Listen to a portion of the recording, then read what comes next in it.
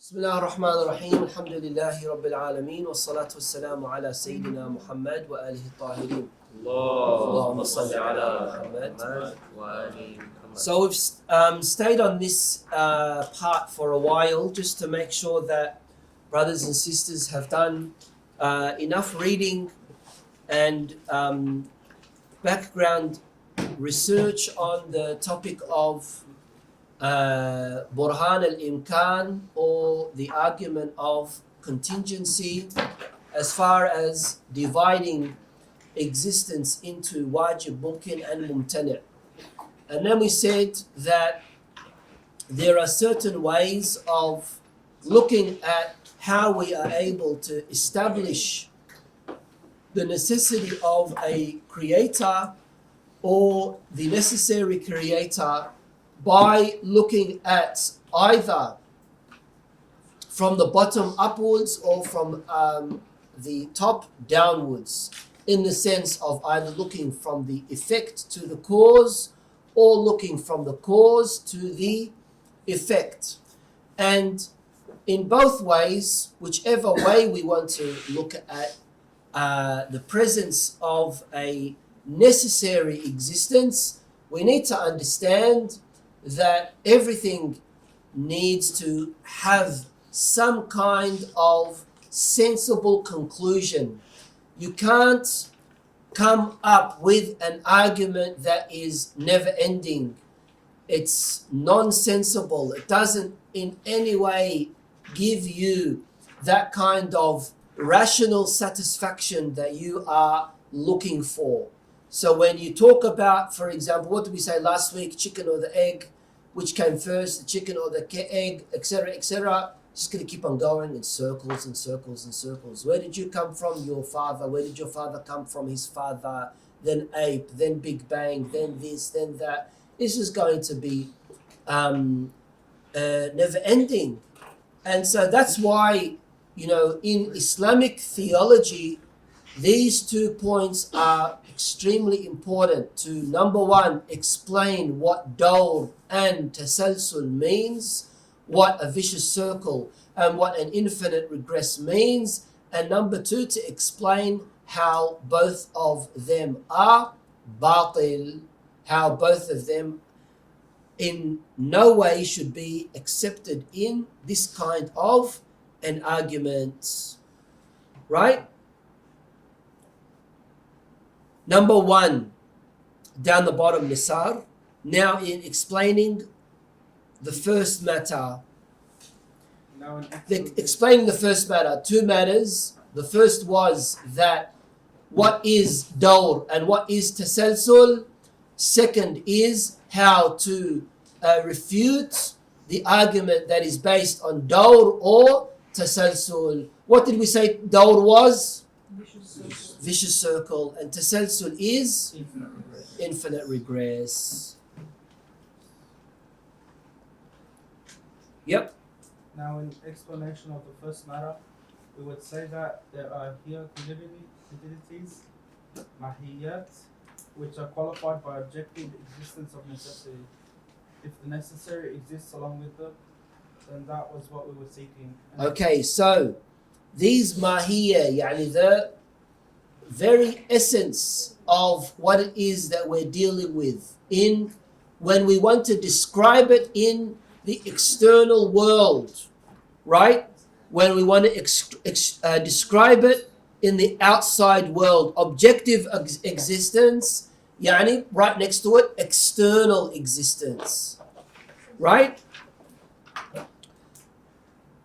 When it has an external existence, these quiddities or these mahiyya or the essence, the whatness of what it is that we are looking at, the qualities of what it is that we can see that exist in the external world, what are they?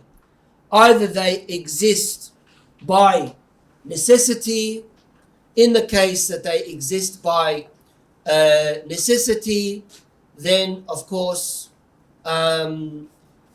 wajib al-wujud, then that is what we are going to want as far as seeking a conclusion is concerned. And if it doesn't exist, if it does not exist, carry on. And if it doesn't exist, then it becomes necessary that all these activities share impossibility, for there is no middle ground between them. That is, between the possible and the necessary. Then in this case, So what does that mean?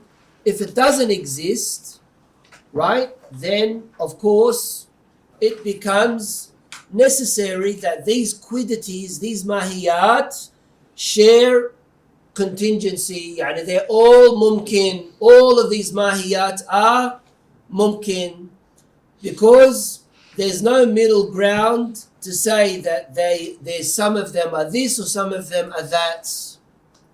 Right?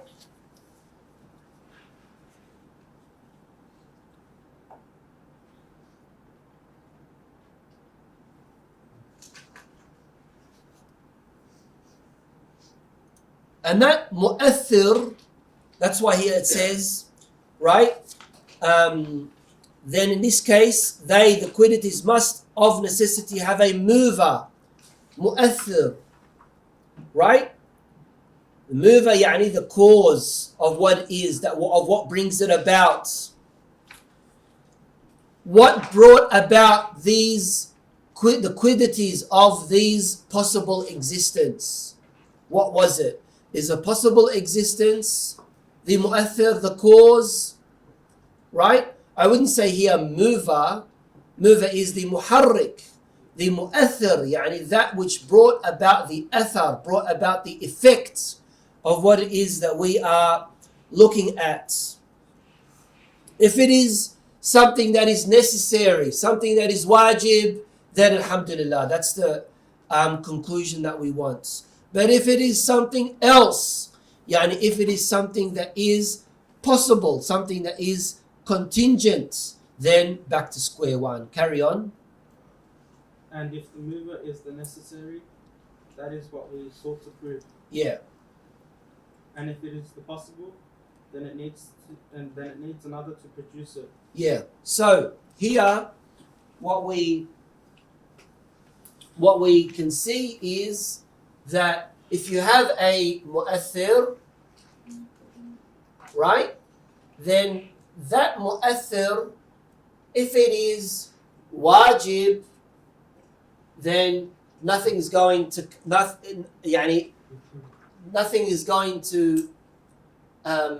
bring that into existence, because it's wajib. It's wajib al-wujud. So it didn't need something else. But if we say the mu'athir is mumkin, right, then what is the one thing that all mumkinat have in common? Faqr.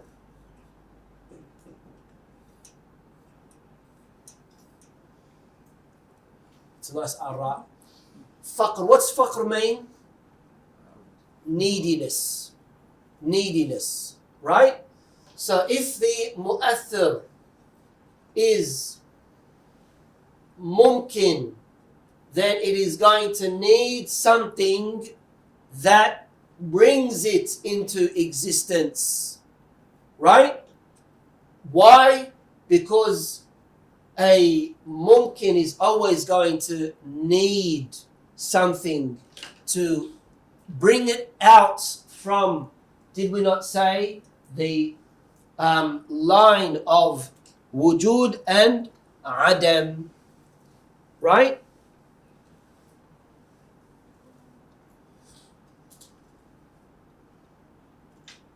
Now this second mu'athir, this second cause, yani you have something that was brought about by something else. That something else was brought about either by something necessary or something of the same level. If it is brought about by, yani this one here, if it is brought about by something necessary, then story's over. We've proven that there is a wajib al-wujud who we call God. if it's brought about by something else that is not wajib, then what is it? Is it that very same thing, or is it something else that is mumkin? If we say it is the very same thing, what's going to happen? Dull. If we say it's going to be brought about by something else that is mumkin, yani a third mumkin, then what's that going to lead us to? An infinite regress. Right? Read that, please. If the mover is the necessary, then that is what we sought to prove. And if it is the possible, then it needs something else to produce it. Now, carry on. Now, if that movement be what we first supposed, if it be caused by the other possible, it results in a circle. Yani, if this one is caused by that one, the first one, huh? And if it be another possible, we will transfer the discussion to that and say what we said regarding the first. And the result is an endless chain. An endless chain, yani a infinite regress. So the necessity, Luzum of both of them have been proved. That is, either a circle or an endless chain must result in case there is no necessary. What does this last sentence here mean? It means that we're trying to explain that in this argument, it's either one of three. It's either the mu'athir comes from the wajib, from something necessary that doesn't need anything above it, or it comes from something and that is coming from that own very thing, and that is dawr, or the third scenario is it comes from something that comes from something else that comes from something else. You can't have any other kind of argument. Carry on. 2. And in explanation of the second matter, namely the fallacy of the circle and the chain, we say the fallacy, yani the falseness, right? The butlan, how it's batil, rejecting circle and chain, rejecting the vicious circle and the infinite regress. A. That a circle means the dependence of a thing upon something, which in turn depends on it. As for example, A depends on B and B depends on A. And that is the fallacy of necessity. Read that again, please. A circle means dependence of a thing upon something, which in turn depends on it. For example, A should depend on B and B on A. And that is a fallacy of necessity.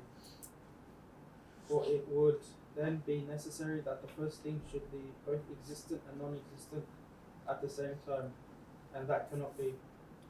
Right, so that is a fallacy of necessity. Yani by necessity, it is batil, it is rejected.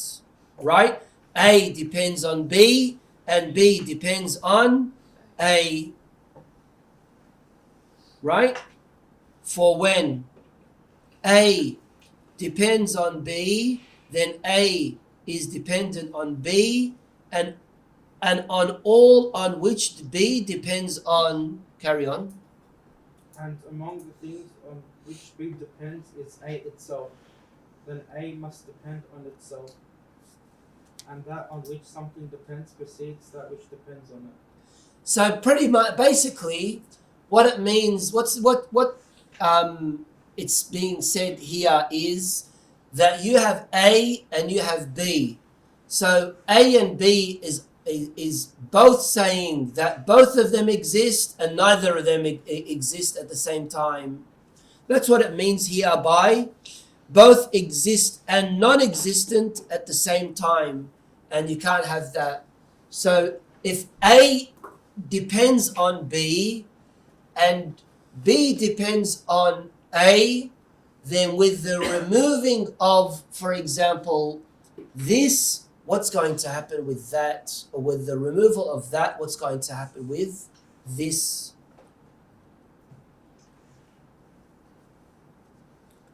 If you say that they're both going to be removed, then how could this be dependent on that?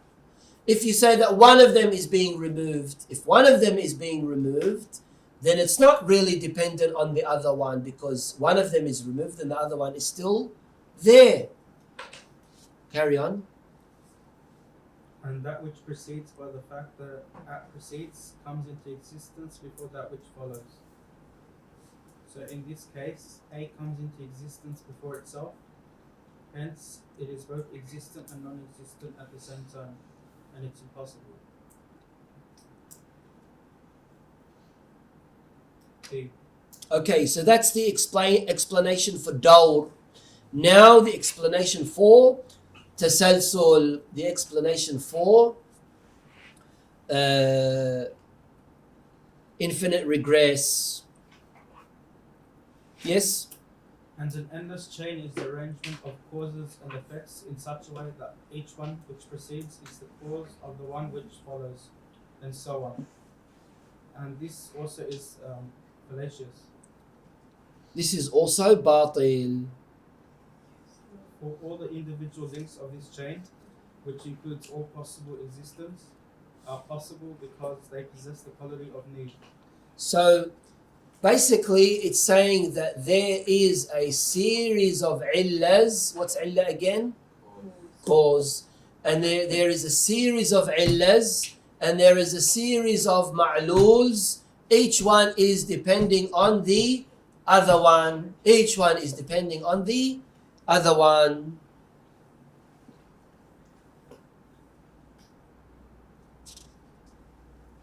Hence, they all share in possibility.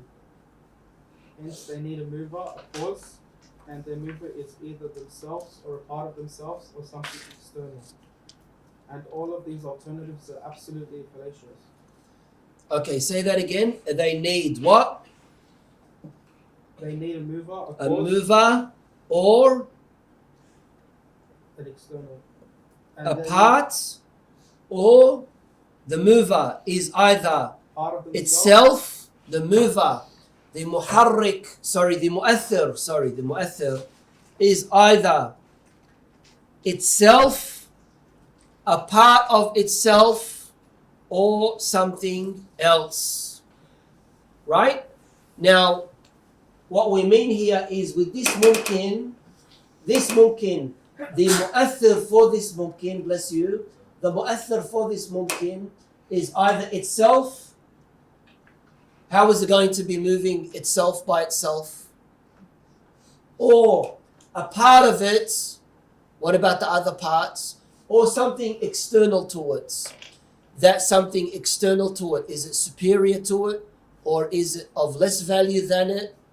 Is it another possible? If it's another possible, then it's going to continue on and on and on. So the only way of solving this is by saying, no, that whatever the case may be, the mumkin is going to have to go back to, ultimately, it has to go back to the necessary existence. Carry on. First, it is impossible for a thing. First, what is first? That it is the itself, the very mumkin itself. For otherwise, it would be necessary. What? The first? First, it is impossible for a thing to be moved by itself. By itself. Alright, so that's number one. For otherwise, it would be necessary for it to precede itself. Otherwise, it would be introducing or bringing itself about by itself. Which, of course, clearly is Fallacy, batil. as was proved previously. And the second is What's the second part? Yes. Because if the mover was of them, the units Because if the mover of them of them is a part of them. Yani if the mu'athir is a part of the of it. If the mover of them be a part of them, then it becomes necessary for a thing to be the mover of itself, because it, the mover, is one of their number and also one of their causes. Yeah, so it becomes both of them together. Then it would have to precede itself and its causes, and this is also a fallacy. This is also batil. Okay. And the proof of the fallacy of the third alternative. What was the third? External. Is of two kinds. And the external is divided into two. All right. Yani there are two reasons for this. A. First, the thing external to them must be necessary, wajib, since it is presupposed that all possible existences are united in this chain. So, what does united in this chain mean? Yani we're going to assume that all of them are of the same level. So the mu'athir can't be something of the same level. Must be something different to that level.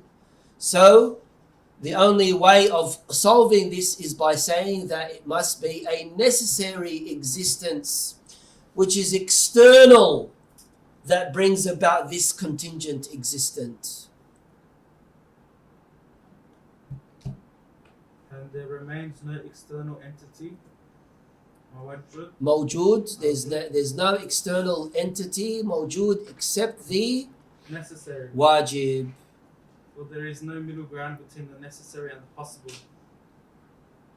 Hence, it necessitates what we saw. Yes. B. Second, if the mover of each single individual of the links of the chain be something external to them, then two independent causes, atain, would have to unite in. Illatain. So illatain means two illas. Right? So you're going to have basically one effect needing two illas. Would have to unite in producing one single effect. And this is a fallacy. For the supposition was that each of the links of this chain be the mover of the one that follows. But according to this third alternative, it has been supposed that for each of the links there be also an external moving. Ta'thir. Then two causes would have to unite in producing one single effect, and that cannot be. Otherwise, it would have to be independent of the two causes, in spite of its being in need of them both. Yeah. Then two contradictories would have to agree, and that is impossible. Okay, so what does it mean by here two contradictories? Yani two naqidain. Yani two contradictory things becoming one, which is based on the argument that you have one effect that needs two causes. You have one effect that needs two causes, which means that either two needs both of them or needs neither of them. Yani you need both and you need neither. And this is ijtima'un naqidain. It's the combining of two contradictory things. You either need or you don't need. You either need the cause or you don't need the cause. But for you to say that this wujud, this existence, comes from itself and comes from something else, doesn't make sense. So it either comes from itself or it comes from something else. If it comes from itself, then what made it bring about itself? If it came from something else, then that thing that it came from, what quality does that have? Right? Hence, the endless chain is absolutely false. So the fallacy both of the circle and of the chain have been demonstrated, and that was what we sought, namely the existence of Allah the Most High. So basically what we understand is that when you are looking for an explanation to the quality of existence, this existence is either, if it is within the realm of creation, that means it's possible, it's contingent. If it is possible and contingent, where did it come from? Did it come from its own self, or it came from something else? If it came from its own self, then of course it's going to lead to a vicious circle. If it came from something else, then that something else, it's either possible existence or necessary existence. If it's possible existence, then that's going to end up with an infinite regress. We're going to keep on going and going and going and going. If we say it came from a necessary existence, then we're going to stop there and we'll say, well, the necessary existence, which has no need, who is independent, who is the Mu'athir, who is the ultimate cause, he is the one that brought about existence, especially contingent existence, possible existence, then that is what we are looking for as far as a result is concerned, proving that in existence there must be a necessary existence, and that necessary existence is the first cause, the prime cause, the illatul ilal, and he is Allah subhanahu wa ta'ala. Walhamdulillahi rabbil alameen.